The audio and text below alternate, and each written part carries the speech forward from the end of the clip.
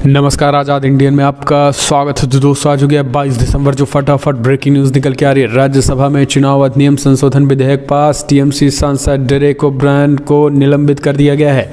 हरिवंश की तरफ फेंकी थी रूल बुक। जी हां, संसद के हंगामे के बीच दूसरी बड़ी अपडेट निकल के आ रही है।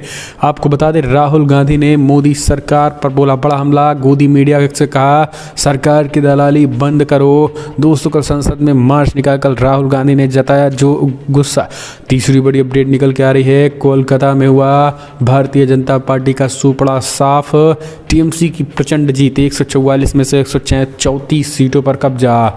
इस बीच चौथी बड़ी अपडेट बताएंगे। अमित शाह की रैली में जय श्री राम के नारे लगाने वाले मुस्लिम युवक को मिल रही है धमकियां, प्रशासन ने दी सुरक्षा। वहीं अगली अपडेट आपको बता दें दोस्तों, सऊदी अरब से निकल के आए, जहाँ पे पत्नी से भिड़ना दुबई के शासक को पड़ा भारी। अब भरना होगा 5550 करोड़ रुपए। बीवी ने शेख पर लगाया था हत्या की कोशिश का आरोप, तो वो हम आपको बताएंगे। इस बीच आपको बता दें दोस्तों, बड़ी खबर निकल के आ रही, यहाँ पे कर्नाटका में भी युद्ध छिड़ा हुआ है। धर्मांतरण खिलाफ कानून पर येदियुरप्पा ने कांग्रेस और जेडीएस से समर्थन मांगा है। इसके बारे में आपको बताएंगे। अखिलेश यादव ने कहा सरकार बनी तो 3 महीने में कराएंगे जातिगत जनगणना। तो दोस्तों, सब कुछ खबर एक एक करके आपको विस्तार से बताएंगे। शिवपाल यादव ने कहा चाचा हम अखिलेश यादव के साथ जाने को पूरी तरीके से तैयार। यूपी विधानसभा चुनाव और चुनाव आयोग के साथ साथ मोदी और भाजपा की क्या डील है वो हम आपको बताएंगे। लेकिन उससे पहले छोटा सा निवेदन, अगर आपने चैनल को तक सब्सक्राइब नहीं किया तो पल पल के अपडेट के लिए चैनल को सब्सक्राइब करना ना भूले। दोस्तों, पहली बड़ी अपडेट निकल के आ रही है। आपको बता दें, राज्यसभा में चुनाव अधिनियम संशोधन विधेयक पास, टीएमसी सांसद डेरेक ओब्रायन निलंबित।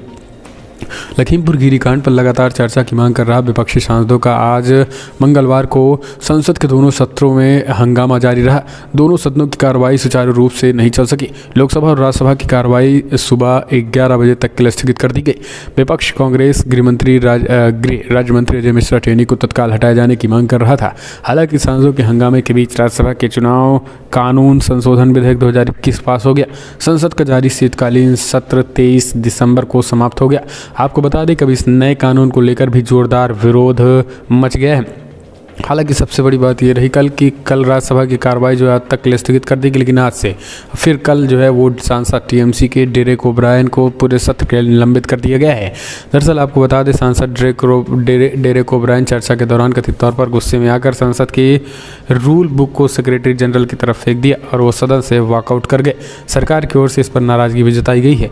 हालांकि आपको बता दें कि विधेयक को लेकर जो है वो कहीं ना कहीं एक तरीके से अब विधेयक पर विस्तार से चर्चा की गई। उन्होंने कहा है, जबकि विधेयक का विरोध किया जा रहा था, सदुद्दीन ओवैसी ने कहा है कि सार्वभौमिक मताधिकार के खिलाफ है। ओवैसी ने कहा है कि इसकी आलोचना करते हुए कहा है कि ये पुट्टस्वामी के फैसले के खिलाफ है। सरकार के पास ऐसे कानून बनाने की विधायी क्षमता नहीं है। आधार में वोटर लिस्ट से 1.5% ज़्यादा गलतियाँ हैं और ये कानून सार्वभौमिक मताधिकार के खिलाफ है। डेरेक ओब्रायन ने रूल भी फूके और सरकार ने एतराज़ जताया। आपको बता दें, इसको लेकर कल जोरदार हंगामा देखने को मिला है। हम चलते हैं एक और अपडेट। आपको बता दें, सरकार की दलाली बंद करो। गोदी मीडिया पर भड़के राहुल गांधी, सवाल पूछा तो मीडिया पर करारा जवाब दिया। कांग्रेस सांसद राहुल गांधी ने लिंचिंग पर उनके नए ट्वीट के बारे में पूछे जाने पर मंगलवार को एक बार फिर से मीडिया पर निशाना साधा। पत्रकारों से सरकार का एजेंट के रूप में काम करना बंद करने को कहा। राहुल जब दिल्ली के विजय चौक पर सवाल पूछा गया तो कांग्रेस सांसद ने उन्होंने गोदी मीडिया को बड़ा करारा जवाब दिया। उन्होंने कहा सरकार की दलाली मत करो और सवाल जो करना है वो करो। राहुल ने अपने ट्वीट में भी लिखा था कि 14 से पहले लिंचिंग शब्द व्यवहारिक रूप से अनसुना था और ये पहली बार नहीं जब राहुल गांधी ने मीडिया पर निशाना साधा हो। हम चलते हैं एक और अपडेट लेते हैं। दोस्तों, पत्नी से भिड़ना दुबई के शासक को पड़ा भारी। अब भरना होगा 5550 करोड़ रुपए। बीवी ने शेख पर लगाया था हत्या की कोशिश का आरोप। दोस्तों, दुबई के शासक शेख मोहम्मद बिन राशिद अल मक्तूम को लंदन हाईकोर्ट ने अपनी पूर्व पत्नी और 2 बच्चों के साथ हिरासत की लड़ाई को निपटाने के लिए 5550 करोड़ रुपए देने का आदेश दे दिया है। जज ने कहा है कि जॉर्डन के राजा अब्दुल्ला की सौतेली बहन राजकुमारी हया बिन्त अल हुसैन और दंपत्ति के 2 बच्चों को दिए जाने वाले रकम का मुख्य मकसद उसकी आजीवन सुरक्षा सुनिश्चित करना। जज ने कहा है कि वो सुरक्षा के सिवाय कुछ नहीं मांग रही हैं। जज ने शेख को 3 महीने भीतर हया को उनकी ब्रिटिश हवेली के रख रखाव के लिए 25 से 25 करोड़ रुपए के एक मुश्त पेमेंट करने का ऑर्डर दिया। तो ये चीज़ें हम चलते हैं एक और अपडेट। दोस्तों, पश्चिम बंगाल में 134 सीटों पर टीएमसी का कब्जा, जहां पे भाजपा का सुपड़ा साफ। नगर निगम चुनाव में हिंसा और विरोध प्रदर्शन की घटनाओं के बीच पश्चिम बंगाल में संपन्न हुए कोलकाता नगर निकाय चुनाव में आपको बता दें 144 वार्ड सीटों पर रविवार को कड़ी सुरक्षा के बीच जो है वो गिनती हुई। अब 144 में से 134 सीटों पर जो है वो टीएमसी ने प्रचंड जीत दर्ज की। बीजेपी की पूरी तरीके से बुरी हार देखने को मिली और बीजेपी का सूपड़ा साफ हो गया है। दोस्तों, पश्चिम बंगाल में ममता बनर्जी का जो जलवा है वो अभी भी जारी है और सबसे बड़ी जीत दर्ज की है। अगली एक और अपडेट, अमित शाह की रैली में जय श्री राम के नारे लगवाने वाले मुस्लिम युवक को मिल रही है कथित तौर पर धमकियां, प्रशासन ने दी सुरक्षा। यूपी के सहारनपुर में 2 दिसंबर को केंद्रीय गृह मंत्री अमित शाह और मुख्यमंत्री योगी आदित्यनाथ की रैली में जय श्री राम के नारे लगाने वाले मुस्लिम युवक आसमान राव को जिला पुलिस ने सुरक्षा मुहैया कराई है। पुलिस अधीक्षक देहात अतुल शर्मा ने मंगलवार को बताया है कि पिछले दिनों सहारनपुर में आयोजित रैली में आसमान राव नामक व्यक्ति ने कुछ नारेबाजी की थी, जिसके बाद उन्हें लगातार धमकियां मिल रही थी। इस संबंध में आसमान राव ने सहारनपुर के जिलाधिकारी और वरिष्ठ पुलिस अधीक्षक को पत्र लिखकर सुरक्षा की मांग की थी। आसमान राव ने गनर भी उपलब्ध कराया गया है। भाजपा समर्थक माने जाने वाले आसमान राव ने बताया कि लोगों ने नारे लगाने से नाराज कुछ कट्टरपंथी साजिश रच रहे हैं। हम चलते हैं एक और अपडेट लेते हैं। दोस्तों, बड़ी खबर निकल के आ रही है जहां पे आपको बता दें कर्नाटका धर्मांतरण के खिलाफ जो है वो कानून लाया जा रहा है। येदियुरप्पा ने कांग्रेस और जेडीएस से समर्थन मांगा तो डीके शिवकुमार ने फाड़ दिया पूरा बिल। दोस्तों, बड़ी खबर निकल के आ रही है, आपको बता दें कर्नाटका के गृह मंत्री अरंगा ज्ञानेंद्र ने मंगलवार को राज्य विधानसभा में धर्मांतरण विरोधी विवादास्पद विधेयक पेश किया। इसके बाद कर्नाटका विधानसभा में जमकर हंगामा हुआ। अध्यक्ष ने घोषणा की और उन्होंने सरकार की प्रक्रिया के अनुसार विधेयक पेश करने की अनुमति दी और इसे बुधवार को विधानसभा में चर्चा के लिए लाया गया। आपको बता दें कि लेकिन इसके बाद कांग्रेस नेता डीके शिवकुमार ने सदन के पटल पर बिल को फाड़ दिया। कांग्रेस विधायक ने वॉकआउट किया और कांग्रेस राज्य में इस बिल का विरोध करती हुई दिखाई दी। आपको बता दें जो बड़ी अपडेट निकल के आ रही हुई ये है कि साफ साफ कर्नाटका में धर्मांतरण के खिलाफ 5 लाख तक के जुर्माने का भी जो है उसमें प्रावधान किया गया है। इसको लेकर कांग्रेस विरोध कर रही है। अगली अपडेट मैनपुर पहुंचे अखिलेश यादव ने किया बड़ा ऐलान, बोले सरकार बनते ही 3 महीने में करेंगे जातिगत जनगणना। बड़ी खबर, दरअसल यूपी विधानसभा चुनाव 22 से पहले जातिगत आधारित जनगणना कराने को लेकर राजनीति फिर शुरू हो गई है और शुक्रवार को इसको लेकर मुद्दे बनाने के लिए समाजवादी पार्टी ने कमर कस ली है। पार्टी अध्यक्ष अखिलेश यादव ने मंगलवार को कहा है कि यूपी विधानसभा चुनाव के बाद राज्य में पार्टी की सरकार बनने पर 3 महीने के अंदर जाति आधारित जनगणना कराकर आबादी के हिसाब को सभी को हक और सम्मान दिया जाएगा। अखिलेश ने सीबीआई, आयकर विभाग और प्रवर्तन निदेशालय को भाजपा के प्रकोष्ठ करार दिया और कहा यह भी दावा किया है कि सपा को मिल रहे जनसमर्थन से घबराई भाजपा ने उनके मुकाबले अपने इच्छा रथ मैराथन में उतार दिया, लेकिन वे सपा के रथ को टक्कर नहीं दे पा रहे हैं। जो जनसैलाब उमड़ रहा है रैलियों में उससे भाजपा पूरी तरीके से तिलमिलाई हुई है। हम चलते हैं एक और अपडेट। संजय निषाद को आया गुस्सा, समाजवादी पार्टी की तरफ वो देख रहे हैं। निषाद आरक्षण पर चिट्ठी लेकर यूपी में घूमेंगे। दोस्तों, यूपी में अगले साल होने वाले विधानसभा चुनाव से पहले निषाद आरक्षण के वादे को निभाना निषाद पार्टी के लिए चुनौतीपूर्ण हो रहा था, लेकिन अब जो बड़ी खबर निकल के आ रही है, अपने बागी तेवरों के जरिए संजय निषाद अब सीएम योगी आदित्यनाथ को लिखी चिट्ठी को लेकर टहलेंगे। उन्होंने स्वयं इस बात की जानकारी दी। उन्होंने कहा कि पूरा हम इसको लेकर टहलेंगे और सरकार जो है जब तक हमारे काम नहीं कर देती हम इसी के जरिए निषाद वोटरों को जो है लुभाने की कोशिश करेंगे और सरकार की बात को भी हम बताएंगे। हम चलते हैं एक और अपडेट। दोस्तों, प्रियंका गांधी का एक तरीके से लड़की हूँ लड़ सकती हूँ का जो सोशल मीडिया पर तेज़ी के साथ वायरल हो रहा है। दोस्तों, प्रियंका गांधी लड़की हूँ लड़ सकती हूँ का नारा दिया है। अब इसे टिकटॉक से लेकर चिंगारी से लेकर इंस्टा रील से लेकर यूट्यूब रील से लेकर छोटे छोटे प्लेटफॉर्मों में खूब देखा जा रहा है। लोग लड़कियां जो इस पर वीडियो बना रहे हैं और वीडियो बनाकर एक तरीके से अनोखे अंदाज में इसे प्रस्तुत भी कर रहे हैं। हम चलते हैं एक और अपडेट लेते हैं। दोस्तों, बड़ी खबर, प्रवीण तोगड़िया ने फिर से की जनसंख्या नियंत्रण कानून की मांग और तबलीगी जमात पर बैन की मांग की है। दोस्तों, अंतर्राष्ट्रीय हिंदू परिषद के राष्ट्रीय अध्यक्ष प्रवीण तोगड़िया ने कहा है कि सऊदी अरब में तबलीगी जमात पर प्रतिबंध लगा दिया गया है। भारत में भी तबलीगी जमात और दारुल उलूम देवबंद पर सरकार प्रतिबंध लगाए। उन्होंने कहा कि यहाँ से संगठन समाज को गलत दिशा देने का काम कर रहे हैं और इसके अलावा तोगड़िया ने देश में जल्द जनसंख्या नियंत्रण कानून बनाने की भी मांग की है। उन्होंने भाजपा और केंद्र सरकार से ये भी कह दिया है कि अगर कानून नहीं बना सकते तो फिर अपने आप को हिंदुत्ववादी कहना बंद करो। ये बेहद बड़ी खबर निकल के आ रही है। दोस्तों, आपको बता दें ये चीज़ें जो है प्रवीण तोगड़िया ने कही हुई है। यानी एक तरीके से फिर से यूपी चुनाव आया नहीं कि ध्यान भटकाने की भरपूर कोशिश शुरू हो गई। हम चलते हैं एक और अपडेट लेते हैं। दोस्तों बड़ी खबर निकल के आ रही है, आपको बता दें अब भारत के बाद पाकिस्तान के पंजाब में तेज हुआ किसान आंदोलन, एमएसपी और बिजली बिल पर मुद्दे बड़ी बात कही। भारत में 1 साल के लंबे संघर्ष के बाद किसानों ने अपना आंदोलन खत्म कर दिया, लेकिन अब पाकिस्तान के किसानों ने अपनी मांगों को लेकर आंदोलन तेज कर दिया। मामला पाकिस्तान के पंजाब प्रांत का है। यहाँ किसानों ने गेहूं समर्थन मूल्य और बिजली बिलों से में अधिक बिलिंग के मुद्दों पर प्रांतीय सरकार के खिलाफ अपना विरोध तेज कर दिया। पाकिस्तान के पंजाब राज्य में किसानों ने विभिन्न मांगों को लेकर अपना आंदोलन तेज कर दिया है। डॉन के अनुसार पाकिस्तान किसान इत्तेहाद पीकेआई के प्रतिनिधिमंडल ने लाहौर के सिविल सचिवालय में पंजाब के मुख्य सचिव कामरान अली अफजल से मुलाकात की और बाद में सोमवार को यहां अपना विरोध प्रदर्शन स्थगित करने की घोषणा की। प्रतिनिधिमंडल से बातचीत करते हुए मुख्य सचिव ने कहा है कि उनके कार्यालय के दरवाजे सभी के लिए खुले हैं और सड़कों पर बाकी तो सब हवा हवाई हैं। हम चलते हैं एक और अपडेट। किसानों के आंदोलन के बाद अब बैंक कर्मियों के समर्थन में उतरे वरुण गांधी बोले, अगर भेल, MTNL एयरलाइंस सब बिक जाएंगे तो आम आदमी को कौन खिलाएगा। कृषि कानूनों के खिलाफ हुए कृषि आंदोलन के दौरान किसानों का समर्थन करने वाले भाजपा सांसद वरुण गांधी का एक बयान फिर से चर्चा में आया है। इस बार उन्होंने बैंक कर्मचारियों के समर्थन में अपनी आवाज़ बुलंद की। उन्होंने बरेली में कहा है कि अगर बैंकों का निजीकरण होगा तो फिर 8 से 10 लाख लोगों की नौकरी चली जाएगी।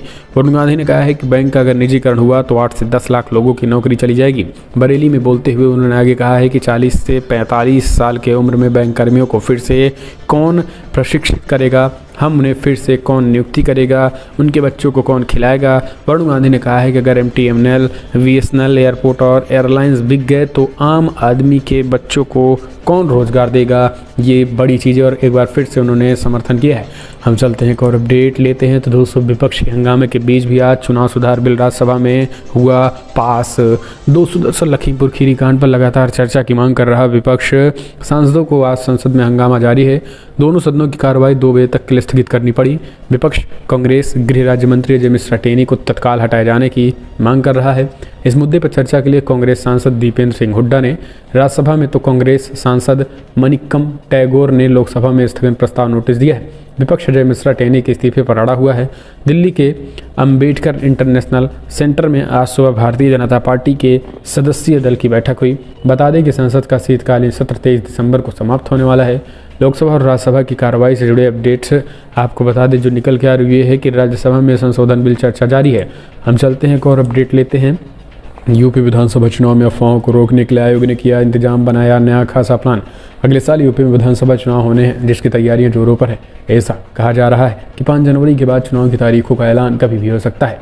इसी बीच चुनाव आयोग ने विधानसभा चुनाव में किसी भी तरीके की अफवाहों को फैलने से रोकने के लिए खास प्लान तैयार कर लिया है। दरअसल चुनाव आयोग के मुताबिक चुनावी अफवाहों को DIPR और PIB फैक्ट चेक यूनिट के माध्यम से तत्काल तथ्यों की जांच कर अफवाहों का खंडन किया जाएगा।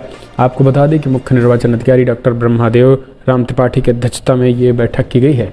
हम चलते हैं एक और अपडेट लेते हैं। दोस्तों बड़ी खबर निकल के आ रही है। कथित तौर पर देश विरोधी प्रोपेगेंडा बताकर केंद्र सरकार ने 20 यूट्यूब चैनलों पर बैन लगा दिया है। ये बेहद बड़ी खबर निकल के आ रही है। रातों रात इस कार्रवाई के बाद मच गया है हड़कंप।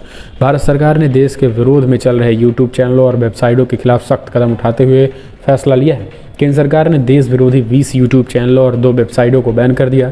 आपको बता दें कि देश में ये पहली बार किया गया है, जिसके बाद रातों रात कथित तौर पर पाकिस्तान से चलाए जा रहे इन यूट्यूब चैनल और वेबसाइट को बैन कर दिया गया है। दरअसल सूत्रों के मुताबिक सूचना एवं प्रसारण मंत्रालय की सेक्रेटरी अपूर्व चंद्रा का इस काम को करने में बड़ा योगदान है। अपूर्व चंद्रा ने यूट्यूब और टेलीकॉम विभाग को लिखते हुए भारत के खिलाफ प्रोपेगेंडा फैला रहे इन देश विरोधी चैनलों को बैन कर दिया है। जिन 20 देश विरोधी एजेंडा चैनल चलाने वाले चैनलों को ब्लॉक किया गया, उनमें नया पाकिस्तान नाम का भी यूट्यूब चैनल था। इस चैनल पर 2 मिलियन से अधिक सब्सक्राइबर थे। अधिकारियों के माने तो ये चैनल शुरुआत से ही भारत के विरोध की खबरें, फेक खबरें चला रहा था। हाल ही में किसान आंदोलन, अयोध्या जैसे मुद्दों पर बड़ी झूठी खबरों को चलाकर लोगों को गुमराह करने की बात कही। हालांकि आपको बता दें तमाम यूट्यूब चैनलों पर जो है वो सरकार अभी एनालिसिस कर रही है। सरकार को लेकर कहीं ना कहीं एक तरीके से यूट्यूब चैनलों को लेकर एक गाइडलाइन सरकार जारी कर रही है, वरना अब स्ट्राइक यूट्यूब चैनलों पर भी जारी, यानी सोशल मीडिया पर भी पैरा। हम चलते हैं एक और अपडेट। पूर्वोत्तर में आपसा निरंतर करने के लिए केंद्र से मांग करेगी नागालैंड विधानसभा। आपसा निरस्त करने के लिए। ये बेहद बड़ी खबर, यानी अब सरकार जो है वहाँ की वो भी मांग करने लगी है। सर्वसम्मति से लिया गया है फैसला। दोस्तों दरअसल नागालैंड विधानसभा ने पूर्वोत्तर से सशस्त्र बल विशेष शक्ति अधिनियम को निरस्त करने के लिए केंद्र से मांग करने का सर्वसम्मति से संकल्प लिया है। राज्य के मुख्यमंत्री नोफियो रियो की तरफ से पेश किए गए प्रस्ताव में कहा गया है कि नागालैंड विधानसभा सर्वसम्मति से ये मांग करने का संकल्प लेती है कि भारत सरकार सशस्त्र विशेष अधिकार अधिनियम 1958 को पूर्व से विशेष रूप से नागालैंड से निरस्त करें। दरअसल नागालैंड को मोन जिले में सुरक्षा बलों की गोलीबारी में 14 लोगों की मौत के बाद नागालैंड सरकार ने विधानसभा का एक विशेष सत्र आयोजित करने और आपसा को निरस्त करने के एक प्रस्ताव पारित करने का फैसला किया। इससे पहले नागालैंड की राजधानी कोहिमा में हाल ही में सुरक्षा बलों द्वारा कथित रूप से मार दिए गए 14 आम लोगों को इंसाफ दिलाने और पूर्वोत्तर क्षेत्र से सशस्त्र बल विशेषाधिकार कानून हटाने की मांग को लेकर शुक्रवार को पीपल्स रैली निकाली गई थी। हम चलते हैं एक और अपडेट। स्वर्ण मंदिर बेअदबी को लेकर हिंदू आतंकवाद से जोड़ने पर घिरी ब्रिटिश सिख सांसद, डिलीट करना पड़ा अपना ट्वीट। दोस्तों दरअसल ब्रिटेन की पहली सिख महिला सांसद प्रीत कौर गिल को अमृतसर स्थित स्वर्ण मंदिर में एक व्यक्ति को पीट कर मार डालने के संबंध में किए गए ट्वीट को लेकर सोशल मीडिया पर आलोचना का सामना करना पड़ा, जिसके बाद सांसद ने अपने ट्वीट को हटाया। हालांकि गिल ने एक नया शब्द दे दिया, हिंदू आतंकवाद। जी हाँ, दरअसल उन्होंने इस स्वर्ण मंदिर में व्यक्ति की हत्या के पीछे एक हिंदू आतंकवादी का हाथ होने की ओर इशारा किया था।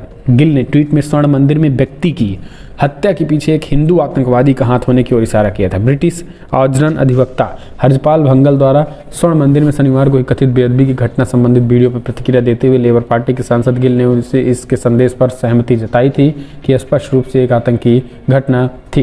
गिल ने जिस ट्वीट की आलोचना के बाद हटाया है उसमें कहा गया है कि हिंदू आतंकवादी को स्वर्ण मंदिर में सिखों के खिलाफ हिंसा के कृत्य से रोक दिया गया। लंदन में भारतीय उच्चायोग ने भी इस ट्वीट की निंदा की थी। हम चलते हैं एक और अपडेट लेते हैं। दोस्तों 18 साल की लड़की पीएम चुन सकती है तो शादी क्यों नहीं कर सकती? विवाह की उम्र बढ़ाने पर फिर से संसद में बोले ओवैसी। दोस्तों ओवैसी लगातार 18 से 21 साल किए जाने के विधेयक का ओवैसी तीखा विरोध कर रहे हैं। महिला एवं बाल विकास मंत्री स्मृति ईरानी ने इस बिल को लोकसभा में पेश किया है, जिस पर कई विपक्षी सांसदों ने ऐतराज जताया। इसके बाद इस बिल की स्टैंडिंग कमेटी के समक्ष विचार के लिए भेजा गया। ओवैसी ने बिल पर बोलते हुए कहा है कि यह बिल पीछे ले जाने वाले प्रस्तावों से भरा है। यह आर्टिकल 19 के तहत आज़ादी के अधिकार का हनन करता है। 18 साल की एक लड़की पीएम चुन सकती है, लिबरलाइजेशन में रह सकती है, तो फिर उसका शादी का अधिकार क्यों छीना जा रहा है? दोस्तों सदुद्दीन ओवैसी ने कहा है कि आपने 18 साल की लड़कियों के लिए क्या किया? वर्कफोर्स से महिलाओं की भागीदारी हमारे यहाँ सोमालिया से भी कम है। हम चलते हैं एक और अपडेट। तो दोस्तों बड़ी खबर निकल के आ रही है, आपको बता दें भागवत और मुलायम की फोटो पर सियासत गर्म, कांग्रेस ने साधा निशाना तो सपा ने दिया जवाब। दोस्तों दरअसल यूपी में अगले साल होने वाले विधानसभा चुनाव के मद्देनजर हर सियासी दल और नेता अपने अपने ढंग से मुद्दों को गरमाने में लगे हैं। ऐसे चुनावी माहौल में व्यक्तिगत आयोजन और मेल मुलाकातों के आरोप प्रत्यारोप का कारण बन रहे हैं। ताजा मामला राष्ट्रीय स्वयंसेवक संघ आरएसएस के प्रमुख मोहन भागवत और सपा के संस्थापक मुलायम सिंह यादव की तस्वीर से जुड़ा है। इस तस्वीर में दोनों एक ही सोफे पर बैठे साथ नजर आ रहे हैं। कांग्रेस ने इस तस्वीर को लेकर समाजवादी पार्टी पर निशाना साधा। वहीं सपा ने भी इस मामले में त्वरित जवाब देते हुए कांग्रेस को शिष्टाचार नसीहत दे डाली। भागवत के साथ मुलायम सिंह की तस्वीर में संघ प्रमुख केंद्रीय मंत्री अर्जुन मेघवाल को बधाई देते नजर आ रहे हैं और तस्वीर केंद्रीय मंत्री अर्जुन मेघवाल ने ट्वीट की थी, लेकिन थोड़ी देर बाद इसे यूपी की सियासी गलियारों में आरोप प्रत्यारोप का दौर शुरू हो गया। तस्वीर सोशल मीडिया में वायरल होने लगी और लोग अर्जुन मेघवाल से ज़्यादा चर्चा भागवत और मुलायम सिंह यादव की करने लगे। कांग्रेस ने इस तस्वीर को हाथों हाथ लिया और पार्टी के आधिकारिक ट्विटर हैंडल पर भागवत मुलायम की तस्वीर ट्वीट करते हुए तंज लिखा है कि नई सपा में सा का मतलब संघवाद है। दरअसल राजनीतिक रूप से समाजवादी पार्टी संघ की कट्टर दुश्मन है। मुलायम और मौजूदा अध्यक्ष अखिलेश यादव कई बार संघ पर निशाना साध चुके हैं, लेकिन कांग्रेस के इस तरीके की हरकत के बाद समाजवादी पार्टी ने भी ट्विटर के जरिए लिखा है कि राजनीतिक शिष्टाचार भूल चुकी है कांग्रेस। जिस कार्यक्रम की तस्वीर लगा रही है उसी कार्यक्रम में कांग्रेस के ही सहयोगी एनसीपी के नेताओं ने भी नेताजी का आशीर्वाद लिया। इस पर क्या कहेगी कांग्रेस? तो इस तरीके से उन्होंने बड़ी बातें कही। एक और अपडेट लेते हैं। तो दोस्तों बड़ी खबर निकल के आ रही है, यूपी लखीमपुर कांड के आरोपी नहीं मिले तो एसआईटी ने चस्पा करवा दिए पोस्टर, सूचना देने पर एसआईटी देगी इनाम।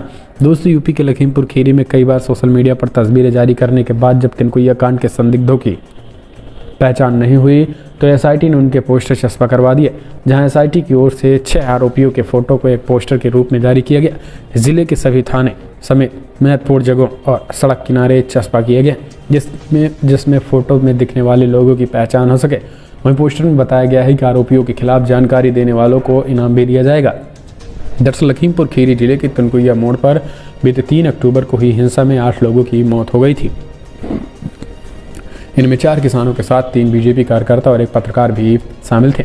हम चलते हैं एक और अपडेट लेते हैं।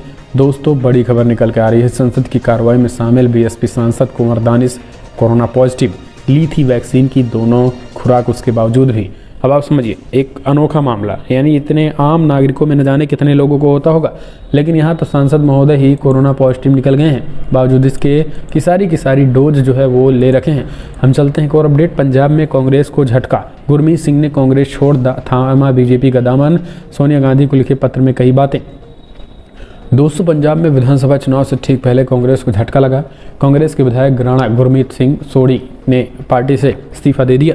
दरअसल इसके साथ ही पंजाब के पूर्व मुख्यमंत्री कैप्टन अमरिंदर सिंह के करीबी और पूर्व कैबिनेट मंत्री राणा गुरमीत सोढ़ी ने दिल्ली में भारतीय जनता पार्टी का दामन थाम लिया। राणा गुरजीत सोढ़ी गुरु हर सहाय विधानसभा क्षेत्र से विधायक हैं। कैप्टन अमरिंदर सिंह के कार्यकाल में गुरमीत सिंह राणा को कैबिनेट मंत्री का दर्जा हासिल था। राणा गुरमीत सिंह को पंजाब के दिग्गज नेताओं में शुमार किया जाता है। गुरमीत सिंह साल 2002 में लगातार 4 बार विधानसभा चुनाव जीत चुके हैं। पंजाब कांग्रेस